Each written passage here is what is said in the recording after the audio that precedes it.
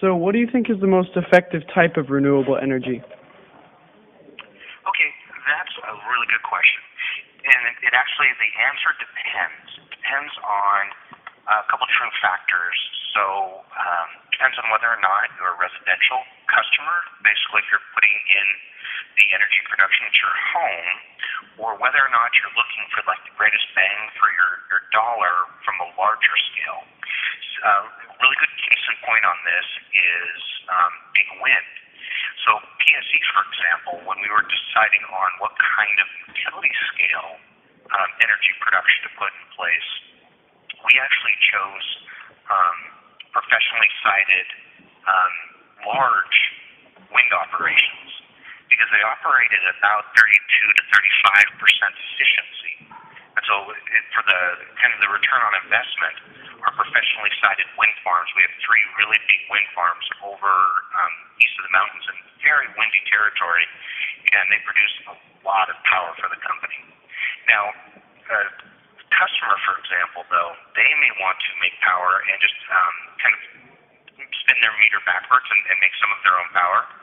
Well, for most of our customers west of the mountains, wind doesn't make, it's not the best choice because most of our people don't live in windy territories. Okay.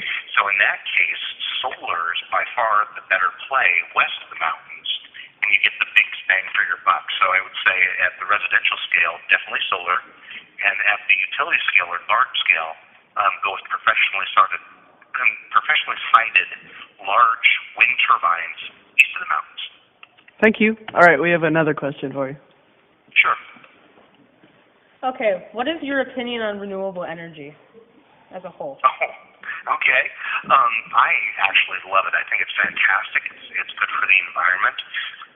It is not a politically based resource, and we actually source some of our oil from other parts of the world that we necessarily don't control. And so it's actually nice to have energy production right where it's needed.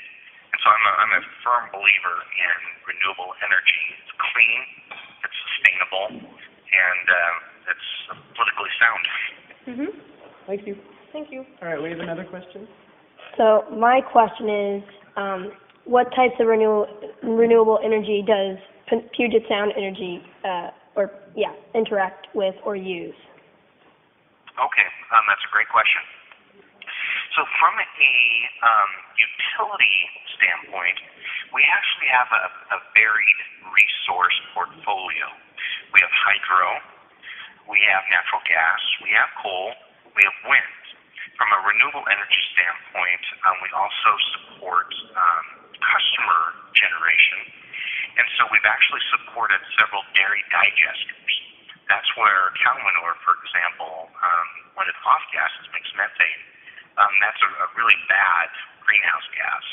And so what happens with that is it becomes a second source of income, basically, for a dairy farmer, is that they gather up cow manure and it goes through a dairy digester, and that methane is captured and burnt, and then that makes energy.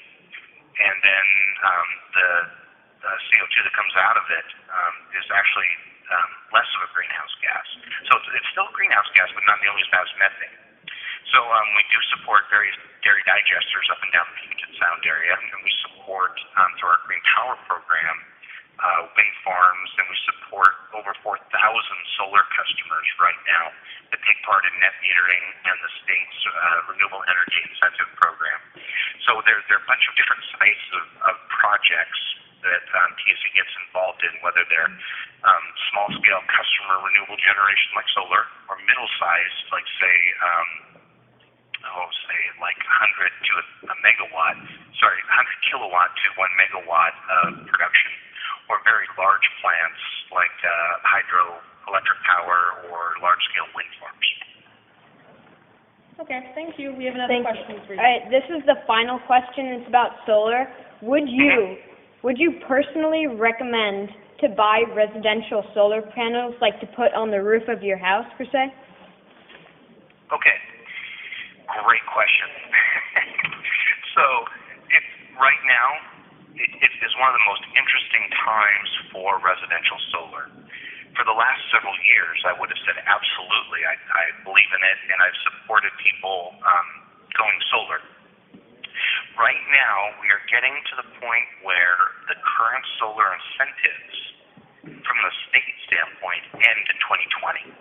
So the period of time where you get incentives for going solar is getting shorter and shorter. And there's a bill in front of our state legislature right now in the special session where we don't know whether or not it's going to pass.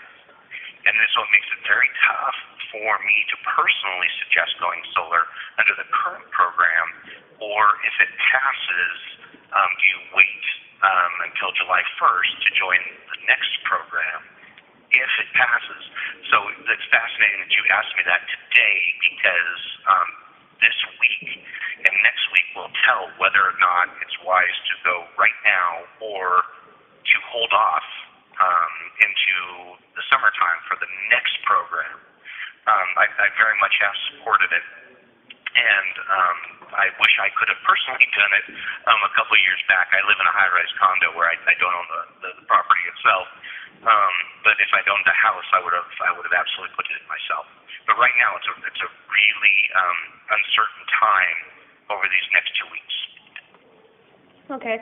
And also adding on, do you think renewable energy can eventually replace gasoline in cars with solar or other forms of electricity? Oh, absolutely. So it's where we're going. We want to actually save fuel for things like, flying, for jet fuel, and transition our transportation system over to electricity. Now, I'm not just saying that as the utility in terms of electricity provider, but transportation is the number one source of pollution in our area, and so it would be good to tackle that and electrify our transportation system. Mm-hmm. All right. Well, I think that's all the questions we have for you, so we would like to thank you very much for doing this for us. Sure, no problem.